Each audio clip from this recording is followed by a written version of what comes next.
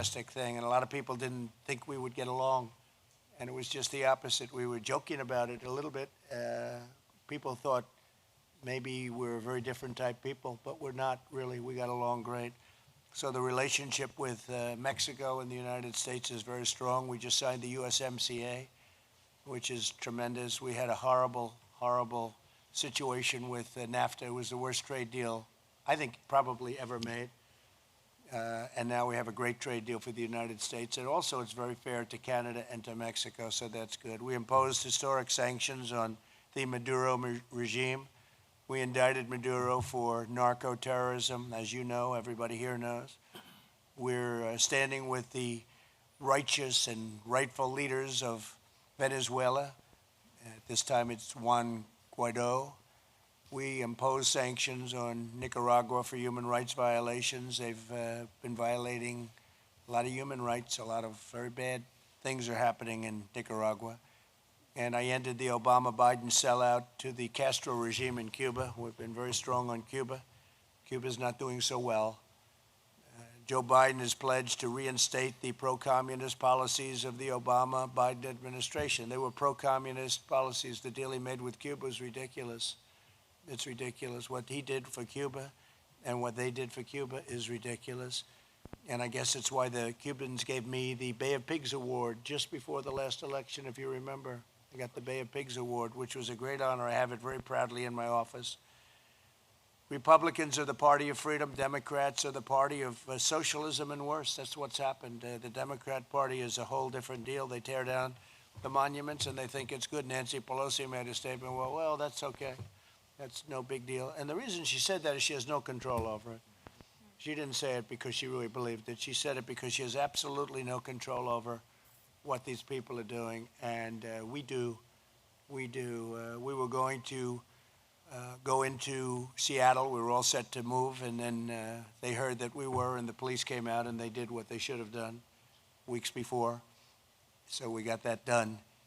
Minneapolis, same thing. We said you've got to send in the National Guards. After 4 days of ridiculous no law enforcement, we demanded that the National Guard be sent in. The minute it was sent in, it all ended. They walked through those streets like a knife goes through butter. It was pretty amazing. Now what we're doing is in Portland, we have a very radicalized group, and we have it so under control. We have it under control. The local police have not done the job. I think they were told not to do a job, but we have it very much under control. We're taking very strong measures. And we're looking at other places, too. When you see what's going on in some of these Democrat-run cities, all Democrat-run cities, in every case, and they go into hell. And we're doing a lot of things to get that changed, and we're going to get it changed very quickly. So I'd like to ask our great congressman to say a few words, if he would. He understands the situation. He loves this area very much. He will constantly call me, and if I can't get back to him immediately, he'll call me again, because he wants money coming here and he wants a lot of other things coming here, and that's the way a good congressman's supposed to be, right? And he's not a good congressman, he's a great congressman. So if you would, please, Mario. Mr. President, thank you. If I ever can't get a hold of you, I then harass Mark Meadows, who's an amazing asset to our country. So let me first, to our friends here, the President, we just came back from Southcom. All of us in this community have known, Mr. President, for years that there's drugs coming in that our people see coming in. And yet, because of lack of assets, frankly, lack of leadership, and not supplying the assets, we can't stop them. And so this president has done this surge to Southcom to stop those narcotics from coming in. And I don't know of anything that could be done as quickly to actually save American lives as the initiative that the president has started a little while ago, and it's already bearing fruit. So, Mr. President, thank you for visiting the heroes here at Southern Command, but more importantly, for recognizing a threat to our national security and to the lives of our people and confronting it, not with lip service, but with action. So first, I want to thank you for that. Second, we're here with friends who understand, unfortunately, what socialism is all about. We have the daughter of a martyr who was murdered by the Castro regime. We have individuals here who understand that the situation in Venezuela, in Nicaragua, and in Cuba is not only disastrous for those people, but as you have stated so many times, it is a danger, a threat to the national security interests of the United States. I said it before that this administration has emphasized this hemisphere, but it's emphasized it in support for the cause of freedom, not solidarity with those who repress their people. It has shown solidarity with the people, not the oppressors of those people, by what the President just talked about, sanctions and tough pressure and diplomacy and leadership. Mr. President, on behalf of the folks that I represent, and I'm honored to represent, thank you. Those actions are not small. The impact on our national security is huge. The impact on the millions of people who are suffering, who now have hope, is immeasurable. History will record you as the president who freed this hemisphere from communism and socialism. Those regimes will not last another 4 years of President Trump. I'm convinced of it. And you've seen that others are saying, oh, we're going to go back to the policy of recognizing, legitimizing the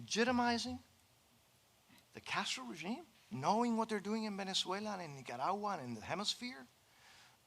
That's unacceptable. So I just, again, on behalf of the folks that I represent, thank you for standing up for our national security interests, for freedom, and for your solidarity for those who are working and struggling, and in many cases dying, just to regain their freedoms.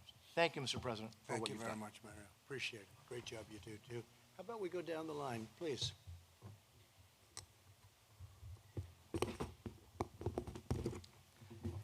Thank you, President Trump, for having me here today and letting me express my feelings about my homeland, Venezuela.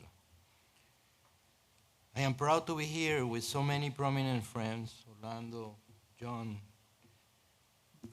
Congressman Mario Diaz-Balart, Rosa Maria Payá, Lorenzo, Lulu. My name is Ernesto Ackerman, and I'm the president of Independent Venezuelan American Citizens, more known as IVAC. My organization has worked over 18 years, very hard, lobbying in favor of Venezuelans in Congress of the US. And we were the first ones to work with Congresswoman Ileana Ros-Lehtinen and my congressional brother, Congress Mario Diaz-Balart, to achieve the law of sanctions against the narco-terrorists in Venezuela. I am the son of a concentration camp survivor. She is currently 97 years old, living still in Venezuela. I think that she feels that she is again reliving her time in a concentration camp. I left Venezuela in 1989, and only 45 days after the rallies that were called El Caracazo, very similar to what happened here some weeks ago. The excuse in Venezuela was gasoline. Was it here George Floyd? Then in 1998 came the elections and Chavez was elected president of Venezuela. They started by controlling the weapons and ammunition that people could have. Is that similar to eliminate our Second Amendment? Then came changes in the police. For example, all the police in the municipalities, Policía Metropolitana as an example, became Policía Bolivariana, and the colectivos appeared. Is that what means defund the police? Then from being the richest country in the region, today we are the poorest. No medicine, no food, and something so essential like drinking water. That is what socialism brings to a nation. I became a citizen of this great country in the year 2000. I have a wonderful wife, 3 daughters, one of which is an ex-police officer, and 4 grandchildren. What future would they have in socialism? That is why, Mr. President, being a proud American, I will work hard to prevent socialism from penetrating this great country, and count with me to support to achieve it. Mr. President, that's why today I want to make you 2 requests. First, that we eliminate the germ of socialism from its essence in Venezuela, Cuba, Nicaragua, etc. And second, help the people of Venezuela to get rid of the narco-terrorists who have kidnapped our nation. They alone cannot do it. The countries of the region must have a greater participation since they are also affected by this situation. Your leadership is necessary to fulfill this goal. Thank you, Mr. President, and I am working for you for more 4 years. It's very nice. I appreciate it. Beautifully said. And it is a catastrophe when you think of what happened to Venezuela. Thank you very much. Thank you, President. Thank you, Mr. President. It's an honor to be here with you and to hear these stories on why the fight for freedom can never be forgotten. Mr. President, your campaign and the Republican National Committee are building the largest grassroots movement in American history because of you and your steadfast commitment to always put America first for every American. The Republican Party is growing by the day because Americans know that you're standing up for our freedoms and what makes America great, no matter the criticism. And because of that, the Republican Party is now the party of freedom, thanks to you. As we say here, somos el partido de la libertad. We're the party of freedom because we stand for freedom of religion, freedom of speech, freedom for the unborn, freedom of commerce, if it's free, fair, and reciprocal trade, freedom at home and abroad. The Hispanic and Latino community in Florida knows the horrors of life without freedom. They've seen firsthand how leaders who value control, not freedom, destroy prosperity, security, and opportunity. That's what happened in Venezuela, in Cuba, in Nicaragua. That's what socialism does. Mr. President, freedom and faith in America are now threatened by the same radical left ideology seen in places like Cuba and Venezuela, as that ideology now controls today's Democrat Party. And the only protector of our American freedom and American greatness is you, Mr. President. That's why everyone around this table and the communities outside of this church are working hard every day to re-elect you as our president for 4 more years. We're registering voters. We're knocking doors. We're sharing this Republican message of freedom in English, in Spanish, telling folks why you need 4 more years for America, Mr. President.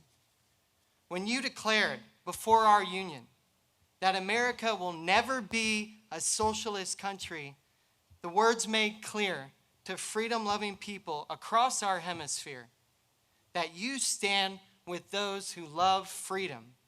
And the community here in Doral knows that. Thank you for standing up for America, for standing up for our freedom, for our greatness. Only you can rebuild the economy, this economy, to secure our safety and prosperity for future Americans. Americans saw historic low unemployment for every community across America under your leadership, including Hispanic and Black Americans. And with God's help and with your leadership, we know that the best is yet to come. Thank you for your time today, Mr. President, and thank you to all the great leaders at this table. I want to get that speech. Do you mind giving me that speech? I could use it. How good was this? Oh, who's your speechwriter? You write that yourself? You want to work for me as a nice speechwriter? He's too big. He works for me anyway in a different way. But you've done a great job. That's a beautiful speech. I want to thank you very much. It's true. I want it. You think I'm kidding too, don't you? thinks I'm kidding. It's true. The Republican Party has grown incredibly from where it was, and we have a whole different group of people in the Republican Party. Like, people don't remember. Nobody ever heard of it until I came along. Nobody remembered it for a long time, or they didn't use it. At least I use it all the time. Abraham Lincoln was a Republican. You know, you say that, people say, I didn't know that. But he was a Republican. So we're doing a great job, but that's a beautiful job. I appreciate it very much. Thank you. Please. Sir, my name is Orlando Gutierrez Bornat. I represent the Assembly of the Cuban Resistance. It's the main coalition of pro-democracy organizations in the Cuban exile community. And what I want to do is very briefly share with you 4 memories of my life that helped me understand what socialism is, or communism is. Okay. First of all, I want to thank God for this opportunity for many different reasons. And it brings back one of my clearest memories of Cuba, which was sitting in one of those big, beautiful Havana churches, and the church was almost empty. My grandmother, myself, 2 or 3 more people, the priest doing mass. People were afraid to worship. People were afraid to go to church because they would put mobs outside to insult you when you came in or when you walked out, and you would be discriminated if you believed in God, persecuted. Rosa Maria's family knows that experience very well. And everywhere communism and socialism have come to, the first freedom they strike at is religious freedom. Why are they knocking down the statues of Jesus? Because they've done it everywhere they've gone. Whether it's a synagogue, a temple, a church, that's their target. St. Augustine said that the source of all other freedoms was religious freedom. The right to believe or not to believe, to have faith or not to have faith, that's fundamental. And that's one of the first things communism in Cuba tried to eradicate. They tried to wipe out Christianity in Cuba. For this very powerful reason, and for many others, free Cubans, Cuban Americans, have been at the forefront of the struggle against communism in Cuba and around the world. Thousands of Cubans have died in that struggle. Thousands have been imprisoned. Many are still in prison today. It's been a very long struggle, and this community has been visited many times by different leaders who made a lot of promises.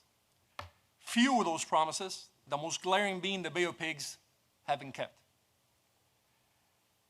And that's why, one of the reasons why I thank God for being here is that I wanted the opportunity to thank you, because you came through. I was there when they gave you the Bay of Pigs award. I was one of the speakers at that day. I was honored to do so. Right. And what you said that day, what you've been working on ever since, closely with Mario, who's untiring, relentless in the struggle for Cuban freedom, you've come through. And you know, Cubans have been without a homeland for so long. We've been in this struggle for so long that one of the things we cherish is loyalty and gratitude. And we are grateful to you. And we're good friends to have. Because once someone has served the cause of freedom in Cuba and behaved like you have, we will be loyal to you forever. Title III, Title IV have empowered Cubans legally to fight for justice. The strategic sanctions aimed at the military and the intelligence and security sectors have weakened them. That's why we've seen in the past months, in the past few weeks, protests against this regime in Santa Clara, in Moa, in Holguin, in key cities in Cuba. Every time Cubans see that the state is weakened and they have a chance to fight. They go out and they struggle. That's why it's especially important at this point in time that we have a strong Radio Martí, a strong TV Martí, a strong Radio República, all these stations which are transmitting uncensored, accurate, objective information to Cubans. Cuba is the base for the communist occupation of Venezuela and Nicaragua. If Cubans are really supported, like you're doing now, to free Cuba, the entire hemisphere will breathe better, including the United States. The second memory I want to share with you is that right before we left Cuba, my parents spent 5 years trying to get out of Cuba. My father, for the crime of being an electrical engineer, they didn't want him to go. So he had to go to a work camp, et cetera, et cetera. A few days before leaving, my father took me to different places in Havana to show me Havana before we left. Because he said, you know, we may never come here again. And he never returned. He never saw his city again. And Havana was a beautiful city. It's been destroyed now by communism. And it's a beautiful city because between 1902 and 1959, in less than 60 years, Cubans took that island from being devastated by genocide and Spanish occupation to being one of the leading Latin American countries with a thriving economy. just to give you an example, which nobody ever discusses, before 1959, Cuba fed itself and exported food to the entire hemisphere. Cuba today could not feed itself without US donations of food. So we have lived firsthand what you are struggling against. Those many in media and in Hollywood who spread lies about socialism, lies about communism, lies about what happened in Cuba. People are naive about socialism. They're naive about communism. Che Guevara himself said that the goal of communism and socialism was to destroy the individual, to destroy individualism. That's the engine of freedom. That's the engine of prosperity. Compare Cuba today with Israel or with Taiwan. And by the way, this community also thanks you for your support for Israel and Taiwan. Look how those countries are doing. Same size, very similar to Cuba. They've prospered. Cuba has collapsed. So my last memory is the 24th of February of 1996. 4 Cuban Americans were massacred over international airspace, trying to help people who were escaping Cuba in rafts. We urge you to consider the indictment of Raul Castro for that massacre, and that the regime be tried in an international tribunal, a Cuban Nuremberg, for the crimes against humanity, like that massacre and many others that it has committed. That regime must be removed. They won't do an opening. They won't do elections. It's a regime which will remain in power until the Cuban people have the support to take it out. And what I want to end with, the last memory, is I was my grandfather's only grandson. Big family, only grandson. Before we left Cuba, my father went to see his father, and my grandfather said, without hesitation, get him out of here, take him out of here. There's no place to grow up. I want him to be a free man. I'm very proud to be American. I'm very proud to be Cuban because I have a debt with him. I have a debt with my parents, with my grandparents, and with this country. So count on us. There should be a task force to educate Americans about socialism and communism, and we're here to fight for Cuba, but also for the United States. Thank you so much, and God bless you. Thank you very much. Great job. Thank you. Please. Go ahead, please. Yes. You sure? I'm very sure. Listen, before I start, I need to first thank you for your sacrifice and the job you have done. And I also want to make sure that we understand that you are surrounded with very good people here in the state of Florida. And just to mention a few, we have the best governor and lieutenant governor in DeSantis and Jeanette Nunez.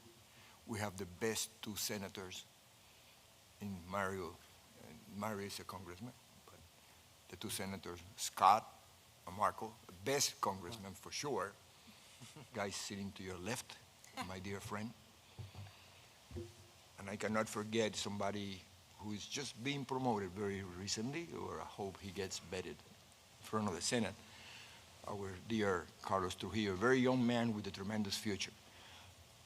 Thank you very much because you have selected those people, and I assure you they will be eternally loyal to you, and they have your back. I assure you of that.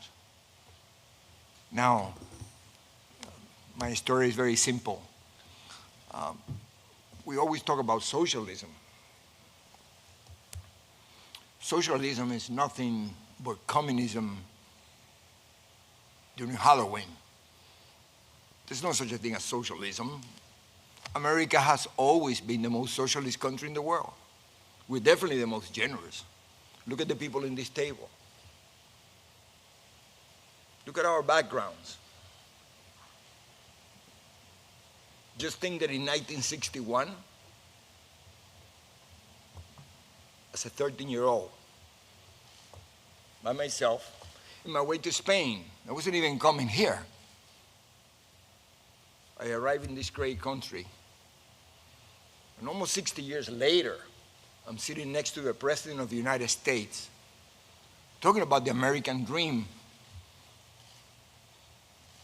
The only country in the world, no other country in the world, that you can start a business from the trunk of your car.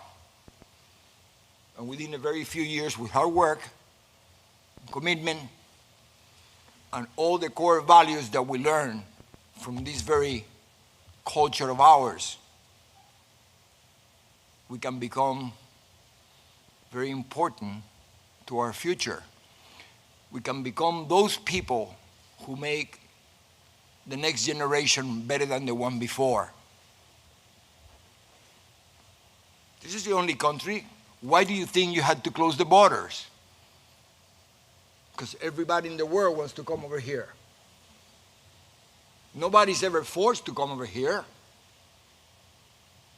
We come over here, in my case, because my parents chose that I would not be indoctrinated by the communist country, by the totalitarian country, by the totalitarian regime.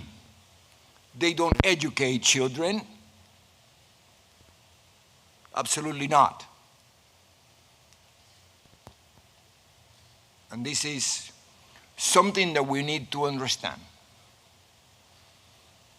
What is happening in our backyard today, I experienced as an 11-year-old. I remember vividly all the promises that a guy named Castro gave and how 99% of the people swallow the pill. It took many years later, after I read somebody named Saul Alinsky, that I realized that all those people were nothing but useful idiots. I remember Castro, while in the mountains, being interviewed and asked if he was a communist. He went crazy. I dare you, he says. Católico, apostólico, y romano. I'm a Roman Catholic. Educated by the Jesuits, he was. How dare you? We even have a priest in the mountains. We used to have priests in the mountains. I remember, I was the Marist brothers, Christopher Columbus here, for those of you know. And I remember the brothers, the Marist brothers, used to send young kids to the mountains because it was the second coming of our Lord. He was going to save Cuba. I remember how he promised to the farmers, to the Guajiros, that you're going to own the land. I remember all the promises that we hear today about free education and free health care and free land. And my God, no freedom. But he never said that until after he was in power, got rid of all the police, got rid of all the military, been there for the last 60 years and counting. And he destroyed each and every one who helped him, the Catholic Church. Everybody. And what do I know that? Because I happened to come to this country with the very last 9 cloister nuns from Convento Santa Clara, because he had taken over the convent. And I was on my way to Spain. I wasn't even coming here because I was going to join my brother, who my parents had already sent a few months before, because he was in the age where the government will take him for indoctrination purposes. My dad, who had experienced the same thing coming from Spain at the turn of the century, running away not from socialism, communism. He knew better. I remember when he used to tell my mom, Fefa, this SOB is a communist. My mother says, look, how can you say that? He's Catholic. Look, he's worse. He got rosary beads all over his neck. It just so happened that when I was in my way to Spain to meet my brother, I was going to go to the Marist brothers in La Coruña, España. Same brothers here at Christopher Columbus, by the way.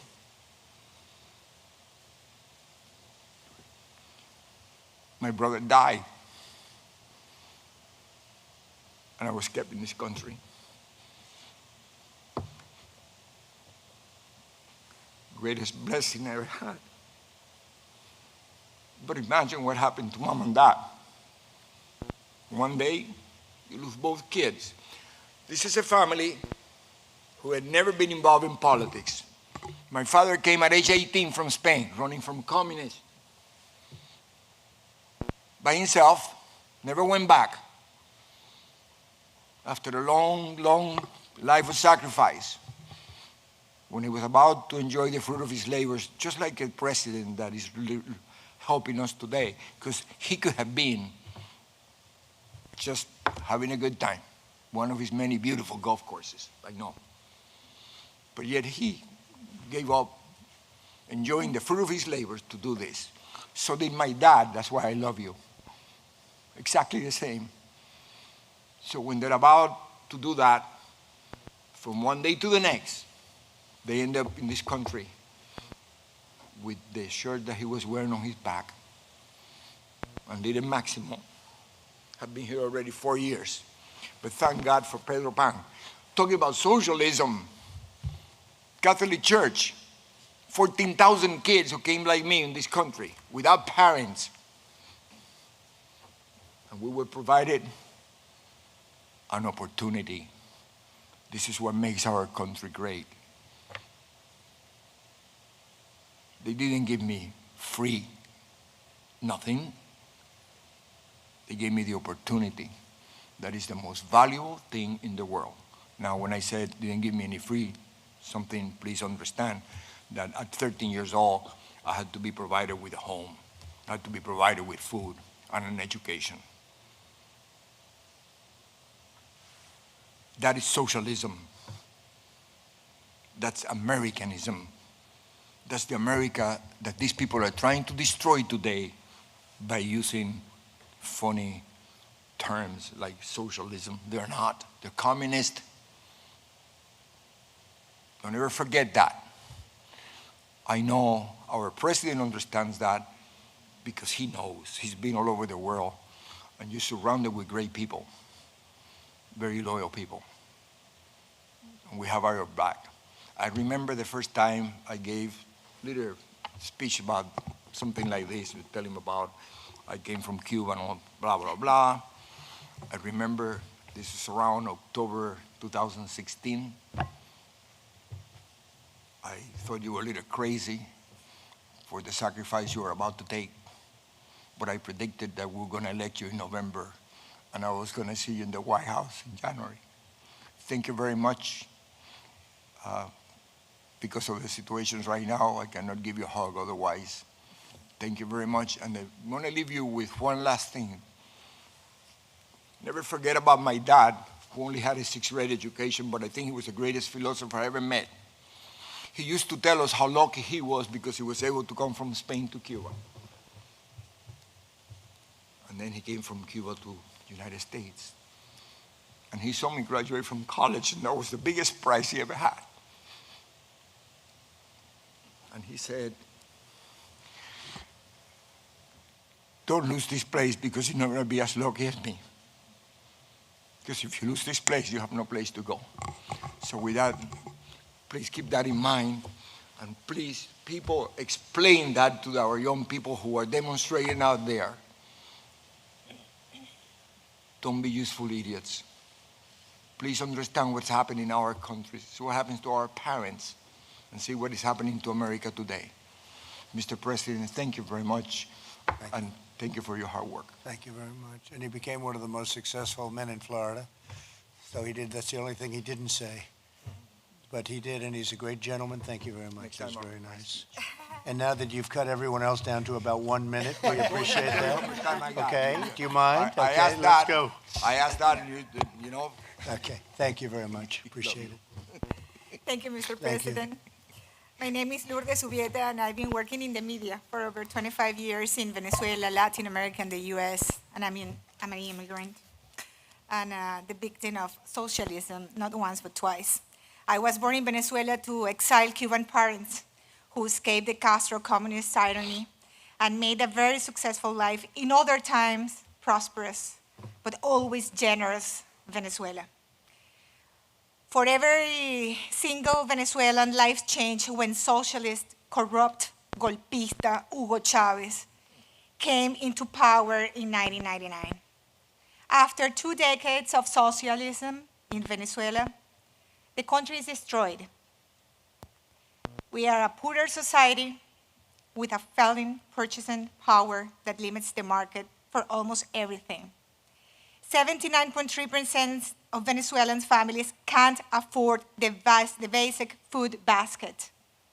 Child mortality has dramatically increased. More than 500,000 households live in ranchos, what we call like favelas. Just 1 out of 4 homes, Mr. President, has running water every day. Just 1 out of 10 homes has power every day. Out of 7.8 million children in the country, 40% report difficulties to attend school for problems with water supplies, blackout, no food at home, lack of transport, or lack of teachers. In conclusion, around half of the more vulnerable population can complete 12 years of school or graduate, which will help in some way to reduce the risk of remaining in poverty. We are 28.4 million people because about 5 million of us are abroad. Migration made us not only fewer, but older. We have more senior citizens, more fragile in terms of health and productivity. Our society is therefore less able to produce wealth and more in need of different ways of assistance. This is the reality, Mr. President, of 6 out of every 10 Venezuelan families. This number places Venezuela as the poorest country in Latin America and the Caribbean right now. Chavismo destroyed the economy, our internal capacity to produce food and basic services. It ravaged the oil industry to the point that we can't even produce our own gasoline. Above all this, Mr. President, transnational organized crime controls Venezuela. Drug cartels, Colombian guerrillas, international mobs, and Iranian-financed terrorists operate freely under the Chavista regime with the Cuban agenda.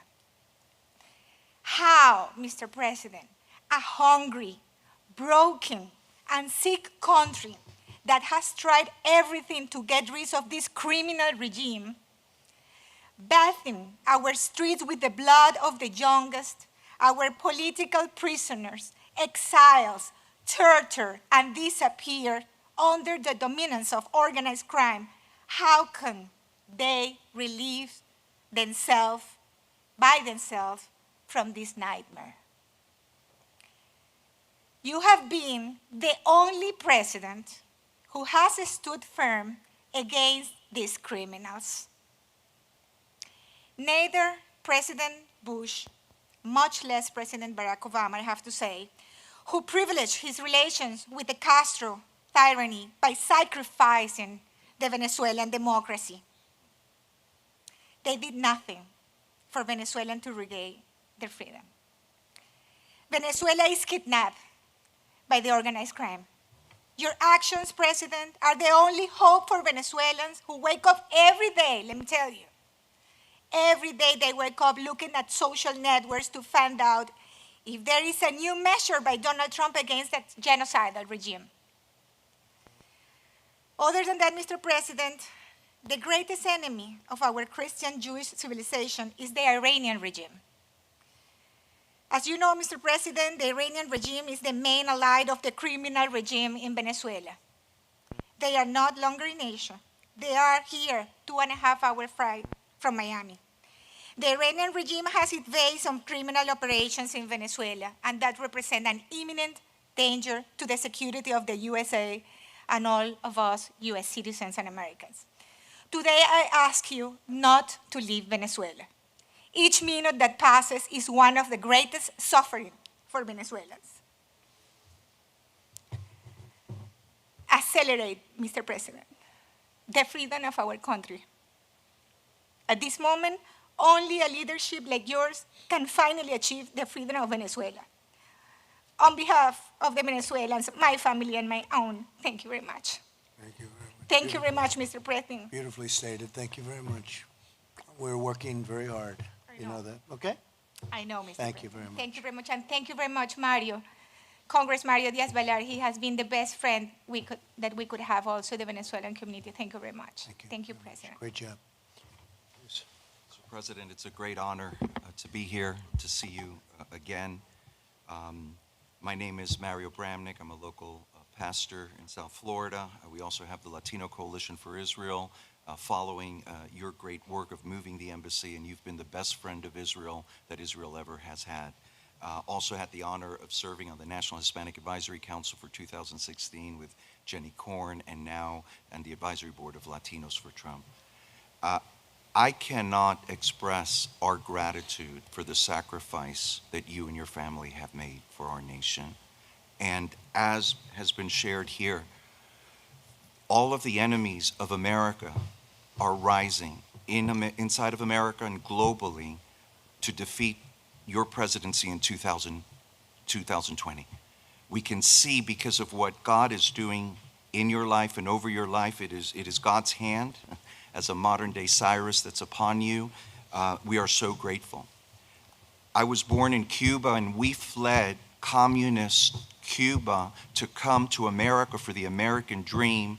In 2016, after 8 years of Barack Obama, we were afraid what we fled from was coming to the shores of America.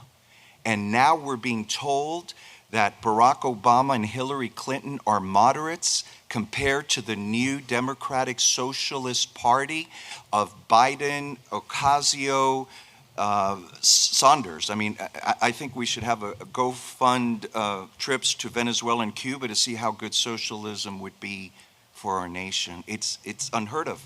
None of us here would have ever imagined that we would be seeing what we are seeing here now. I mean, it's really the socialist, anarchist, anti-Christian party. The only good thing is that the American public has a clear description of what we're up against. The Castro government murdered my wife's father when she was 5. We visited Cuba a year ago, and there's such poverty and misery where professionals make $80 a month. There's shortages of all kinds of food, and they live in buildings that would be unsafe structures here in America. Thank you for cracking down on the Castro regime and reversing Obama's détente. We as Cuban Americans are grateful and applaud that action. Under a Biden administration, he would undo that action and begin to support the communist regime. Thank you. Before COVID-19, we had the best record Hispanic unemployment of 3.9%, lowest poverty rate amongst Hispanics, and the Hispanic median income was best than ever. We're seeing an amazing economic turnaround, and you, Mr. President, are our best hope to make America great again. There's no one else that can do what you did, and we know you're already doing it now. And I've been with you so often. We love you. Te amamos mucho. I know your heart for the Hispanics. I know your heart for the immigrants. I know your heart for the African Americans. I was with Pastor Paula at the beginning, and I said, at the end of your terms, you will be known as a champion for Hispanic Americans and for African Americans, and I believe all will know, because I know your heart and your labor for our community. Thank you. We had the honor of being with you yesterday at the Rose Garden for your new White House Hispanic Prosperity Initiative, empowering Hispanic Americans to prosper and giving us the opportunity for each to achieve the American dream. We as Cuban Americans loved President Reagan. Many of us became Republicans during the Reagan era because of his strong stand and strong economics, but I believe that you are the best president for our community in the history of our nation. And we do see God's hand upon you. We applaud the U.S.-Mexican trade agreement, what you're doing with Mexico, what you're doing with Central America. And I believe that Cyrus mantle over your life, also in a sense, the leadership. In our organization, we deal with heads of state in Latin America on their move of their embassy. They're all looking to your leadership, to the vice president, to this administration. And really, there's so much in the balance. And I'll end with this. we were at a White House dinner, and I said, Mr. President, we pray for you. There's a bullseye on your chest, and there's a terrible attack against you, your family, and what you have to endure. And we're praying for you, for the First Lady, and for your family. But it's not so much an attack against you. It's an attack against the soul of our nation.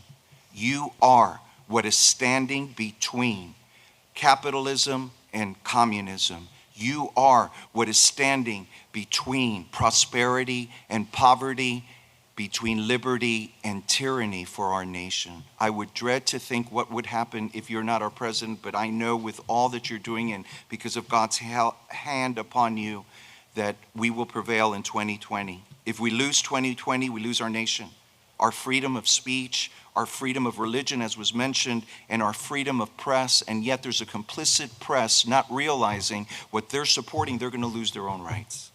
It's 1776 all over again, and we are here with you, praying for you, mobilizing to make sure that we don't lose our nation. In closing, thank you so much for your leadership, for your sacrifice, for your moral clarity, your bold determination, and your unwavering commitment to the Hispanic Americans, to all Americans, and to our democratic ideals. Thank you so much. Thank you very much, Professor. Very nice, beautiful. Thank you. Thank you. Please. Thank you, Mr. President. My name is Lorenzo Di Stefano. I was born in Caracas, Venezuela, and I have a bachelor's degree in administrative science. In Venezuela, I started my family and worked professionally in the insurance business. In the year 2000, I had an opportunity for my business to grow, and political change in Venezuela was emerging. So I decided to move my family to the United States under a L1, L2 visa. The initial idea was to stay 4 to 5 years here in Miami, then return to my country. But due to the political disaster in Venezuela, we decided to choose an American residency and stay in Miami. I was lucky to invest in the gastronomic field, which was a hobby for me, but it became a reality, and so I was one of the owners of El Arepaso. As the business was growing and due to fire in El Arepaso 2 was created, and in less than a year, the partnership dissolves, making me the sole owner of El Arepaso 2. I was there that my true feelings towards Venezuela emerged. I started to participate and get more involved with the problems that my Venezuelan brother and sister live day in and day out. I always tried to help and give the best I could give from Miami. I saw how sad my Venezuelan brother and sister were of leaving Venezuela, even though fleeing insecurity and hunger. Those who had the possibility of arriving in Miami didn't know where to go, how to invest or work. In short, many of them looked for help in my business, and there were always people who could help them, making El Arepaso to the Venezuelan Versailles. Mr. President, Venezuela was a paradise. It had everything, and unfortunately, the mistake was made to choosing a president who would guide the country to Castro communist terrorism and drug trafficking. With this topic, I could exceed my time. Therefore, I want to conclude with the following. Mr. President, Venezuela is already having socialist and communist problems. On behalf of all my Venezuelan people, American Republican, I ask you not to allow this to happen to the United States of America, and to please continue with more sanctions and more economic pressure on Venezuela, since we all know that a humanitarian intervention is not easy to exercise, but neither impossible.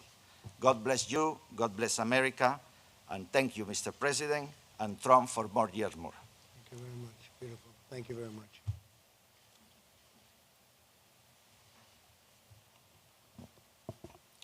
Thank you so much, Mr. President.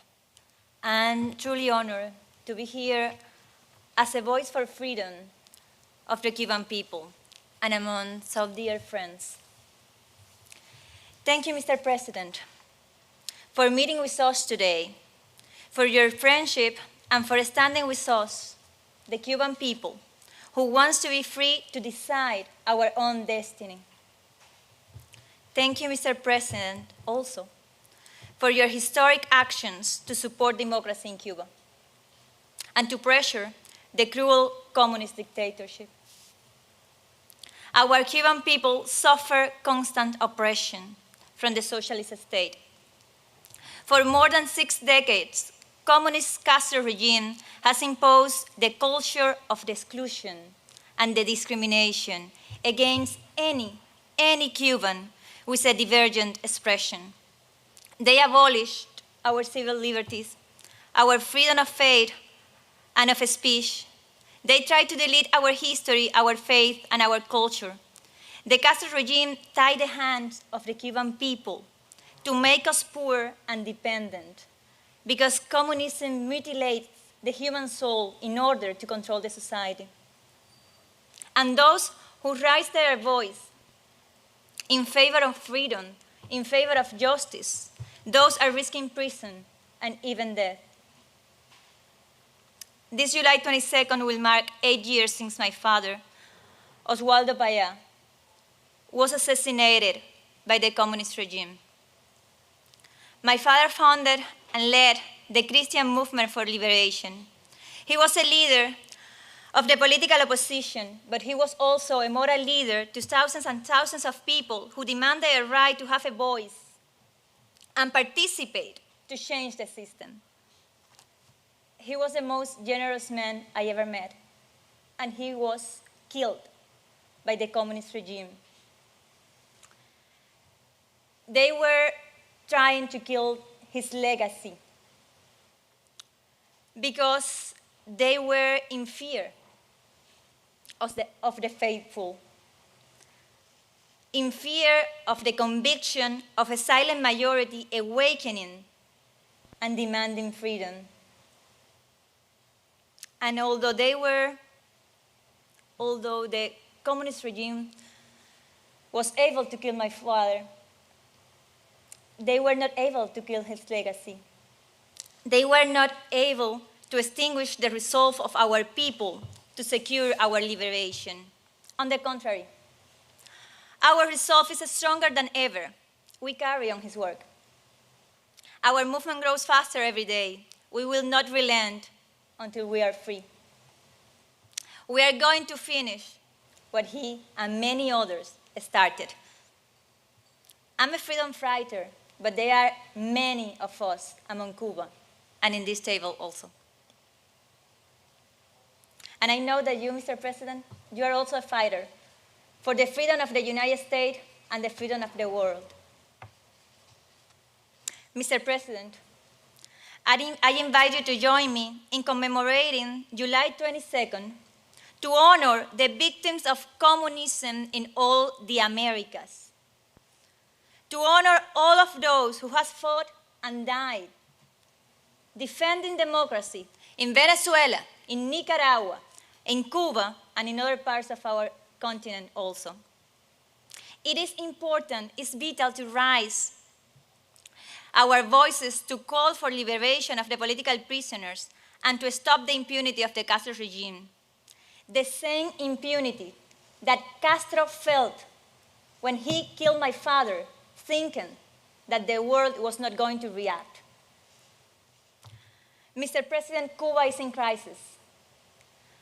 Families are living through a deep humanitarian crisis and political repression, a crisis caused by the existence of a corrupt and criminal regime, a regime that has nothing to offer to their own people but repression and violence, and that's what they are implementing right now against the citizenry.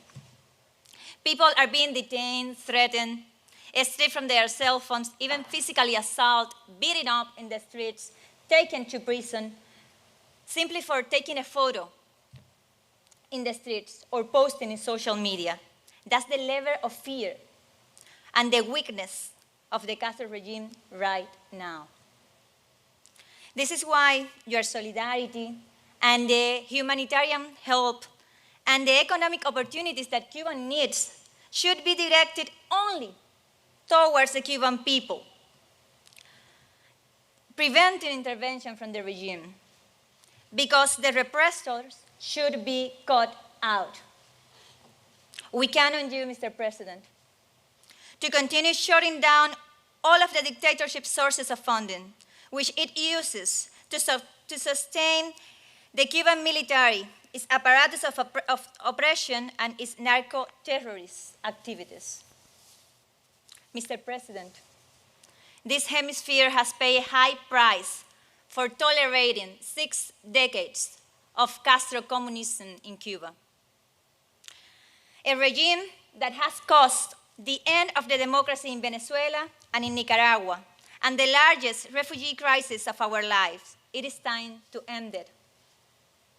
The regime that infiltrated societies to spread chaos, hate, and division, and destabilize their democratic governments throughout the hemisphere and also here in the United States. Throughout the use of propaganda, the communist ideology has contaminated the minds and soul of young people in Latin America and in the United States. It is time to tell them the truth. President Trump, this dictatorship threatens peace and security of the continent. As you know, they are involved in criminal and terrorist-related activities, drug trafficking persons through the communist medical brigades, corruption, providing sanctuary and support to terrorists. Mr. President, I encourage you to indict Raúl Castro, Díaz-Canel, and all top officials of the regime. And very importantly, I encourage you to designate the Cuban military, its intelligence services, and the Cuban Communist Party as foreign terrorist organizations because their relation with the crime and the narco-terrorism threatening the region. Our movement, Cuba Decides, is a national and global initiative to force the Cuban regime to submit to the will of the people and leave. It is imperative that all the nations in the free world support the Cuban people's fight for change, because the victory of the democracy in Cuba is essential to open the path to peace, prosperity, and stability in the whole hemisphere. Mr. President, my father, in a letter to the Congress, to the United States, he said that we Cubans, we want to be free and we want to be friends with the American people. Please accept this coffin link with the coat of arms of the Republic of Cuba as a symbol of the friendship between our two people, and also as a symbol of our appreciation for your actions and your solidarity. Thank you so much, Mr. President. Thank you very much. I'm looking forward to working together with you very soon for the streets of a free Cuba. Thank you so much. Thank you very much. Thank you very much. Well, I want to thank everybody. I will not forget what I heard today. It's very moving. It's a very tough situation, and we've made a lot of progress, as you probably have seen and you know. And I have a feeling you won't be disappointed. And by the way, 2020 is very important. Very important. So good luck to everybody. Thank you. Really a good job. Beautiful job. I won't forget. You have a great representative right here. So Mario will be speaking. Okay? Thank you very much.